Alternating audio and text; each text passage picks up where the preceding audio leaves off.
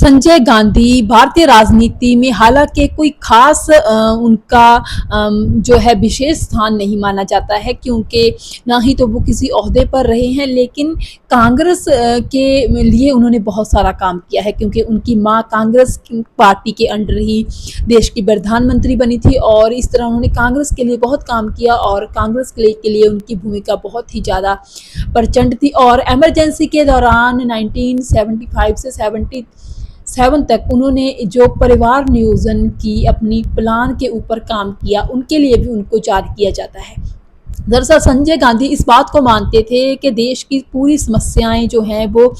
देश की आबादी की बदौलत हैं, और अगर देश की आबादी को कंट्रोल में कर लिया जाए तो बहुत हद तक 50% देश की समस्याएं, गरीबी, भुखमरी, बेरोजगारी खत्म हो जाएंगी। और इसी अपने प्लान के तहत उन्होंने ये पूरी एक्टिवनेस के साथ, पूरी अपनी सक्रिय रूप से ये इस प्लान को सही रूप देने के लिए कार्य शुरू कर दिया था।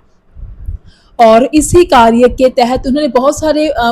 प्रोग्राम किए फंड इकट्ठा करने के लिए, अपने इस प्लान को एक्टिव रूप देने के लिए। तो कहते हैं कि बहुत सारे सिंगर्स को, बहुत सारे कलाकारों को उन्होंने आमंत्रित किया कि उनके इस फंड रेजिंग प्रोग्राम में, जो कि परिवार नियोजन के लिए बनाया जा रहा था, वो भी आए और इसमें पार्टिसिपेट करी। और इसमें उन्होंने उस टाइम के, अपने टाइम के मशहूर सिंगर किशोर कुमार जी को भी आमंत्रित किया था, उनको भी बुलाया था, उनको भी बुलावा भेजा था। लेकिन किशोर कुमार ने इस प्रोग्राम में हिस्सा लेने से मना कर दिया था, क्योंकि किशोर कुमार का कहना था कि मैं एक प्रोफेशनल सिंगर हूँ और मैं कहीं पे भी अपना कोई भी शो करता हूँ, कोई भी अपना प्रोग्राम करता हूँ तो मैं उसके पैसे लेता हूँ, फीस लेता हूँ, तो मैं इस प्रोग्राम में हिस्सा नहीं लूँगा जो आपकी सरकार का प्रोग्राम है। तो इस तरह कहते हैं कि संजय गांधी किशोर कुमार से काफ़ी खफा हो गए थे और फिर संजय गांधी ने कुछ नहीं कहा किशोर कुमार से, बस उन्होंने एक ऐसा चीज़ की जिसके कारण किशोर कुमार का उस टाइम पे करियर काफ़ी डगमगाया गया था। दरअसल किशोर कुमार के करियर में जो भारतीय राजनीति का जो अहम भूमिका थी वो ये थी कि ऑल इंडिया रेडियो, जो कि सरकार के अधीन ही है, के ऊपर विविध भारती नाम का एक प्रोग्राम जो आज भी आता है, उसमें हिंदी फिल्मी गाने आते थे। और संजय गांधी ने किशोर कुमार के गानों पर पाबंदी लगा दी। ऑल इंडिया रेडियो पे के विविध भारती पर किसी भी प्रोग्राम में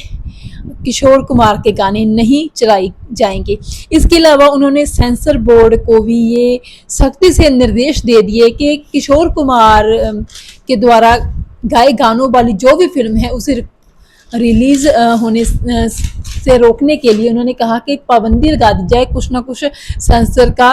मुद्दा डाल दिया जाए जिसकी वजह से किशोर कुमार के गानों वाली फिल्में रिलीज ना हो पाएं। इसके अलावा उन्होंने म्यूजिक कंपनीज को भी मना कर दिया था कि किशोर कुमार के गानों वाली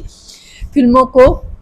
प्रोत्साहित ना करें। तो इस तरह किशोर कुमार पर काफ़ी एक जो है नकारात्मक असर पड़ा था उनके करियर पर भी, और बहुत ये बात उस टाइम पे फैली थी कि संजय गांधी ने, सरकार ने किशोर कुमार के गानों पर पाबंदी लगा दी है ऑल इंडिया रेडियो पर। और उसके बाद कहते हैं कि फिर मोहम्मद रफ़ी की काफ़ी बड़ी फ़ैन थी